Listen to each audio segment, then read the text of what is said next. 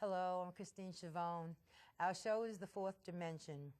It's a brand new show that I'm taping for the first time tonight, and I've always been interested in things that we can't see and things that may be in another dimension that we don't really fully understand. And I know that there are a lot of us out there that feel the same way, and so we're going to try to explore different things that may not be of our dimension with this new show that I'm starting here. Tonight, my co-host is Adolphina Shephard. Hello, Adolphina, and welcome to the show. Hi, Christine and everybody. Anyway, you might recognize Adolphina from a previous spiritual exploration that she did with me, that we had a very nice spiritual conversation on. And Adolphina has a lot of experience with communicating with the divine. And that's what we're going to talk about tonight. And she's also got some pictures that she's going to be showing us. And I think it's going to be very interesting because I'm really eager to see what's going to come about during this show. And I'm sure our audience is too. So tell us now, when did you realize that we can all communicate with the divine. We can all talk to God, we can all pray, and very often, sometimes unbeknownst to us, we do get answers. And we do get guidance, especially when we ask for it. But in the meantime, though, you have different, or a kind of fourth dimensional way of communicating with the divine. Why don't you tell us about it? Well, what happened was sometimes, you know how we're so very busy. We have so many things to do and we're not listening at times. So they would find different ways to communicate with me that I couldn't miss. And I started to get things in pictures, and I'm not talking just orbs. I'm talking beings and spirits and the planets communicating with me. And with my name being Adolphina, well, sometimes I'd see a pack of dolphins going across the sky, and I'd say, oh my God, I got to get a picture of that, stop. Right, you've got a lot of pictures to show us tonight. And so I would stop and take a picture, and lo and behold, you never know what's going to show up. Yeah, I bet, sure. You know, and so naturally I can communicate as a clairvoyant. I can hear and I can see things as well, but sometimes you're just not paying attention. You shut it off because you're busy. You know, you're just running around doing your daily errands, your daily work, whatever it is. And so this is another way they've used to get my attention and to show me things. Wow. Wow, that's amazing. Yeah. Well, I have noticed, looking up at the sky, different cloud formations that seem to be in shapes of different things. Sometimes you see like something that might look like an angel or a dove. Oh yeah, and I believe that they actually do manifest in the form of clouds because they can manipulate, the divine can manipulate anything that they want, and you'll see some of that in these pictures, which frankly blow my mind when I think back on it and even think about it now. Yeah, they were amazing when you were showing me before. They are pictures that you don't all get. You know, a lot of people don't have the opportunity to see these things and take these kinds of pictures. I know, manipulations of actual planets. I mean, who ever heard of that? I mean, Yeah, even yeah. NASA doesn't get that. You know, and here we have actual manifestations and pictures to show tonight. Well, earlier you were saying that planets are living beings. Yes. Now explain that.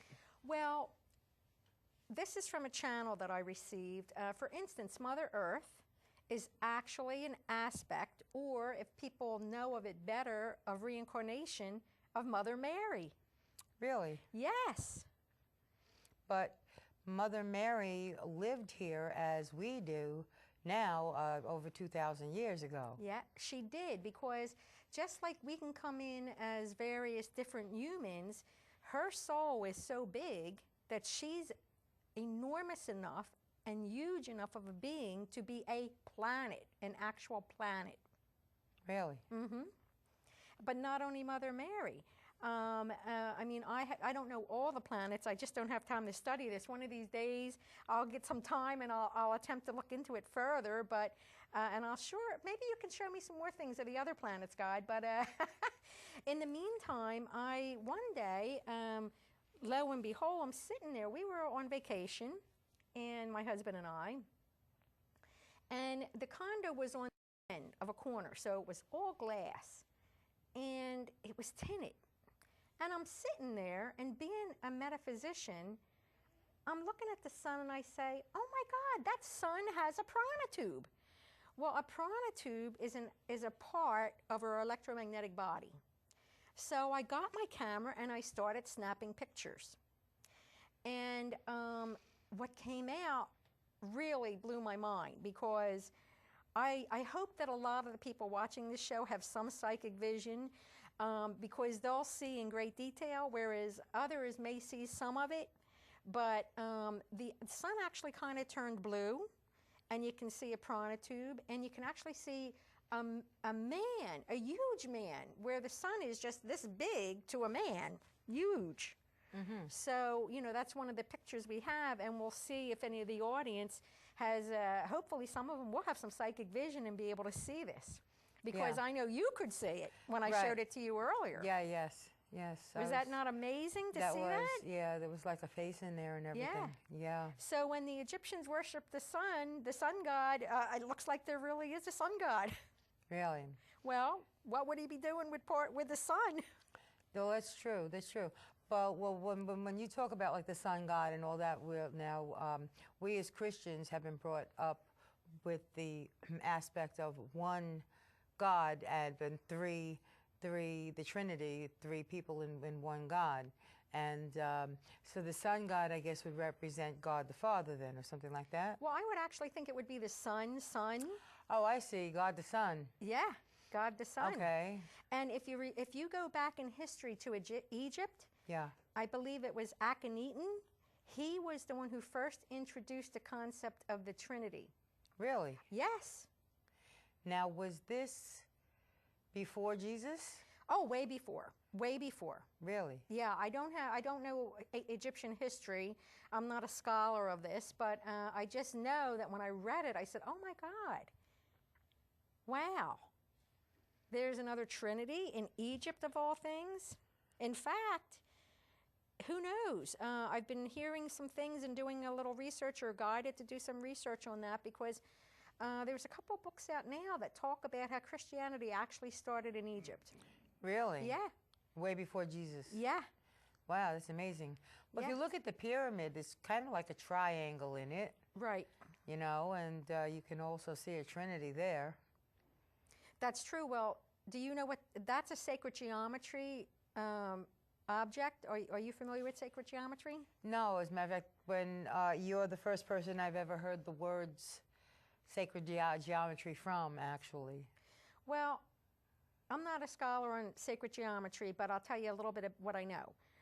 In the East, they actually face their house towards the rising sun, and they actually plot out the land in honor of the rising sun, who they recognize as their sun god.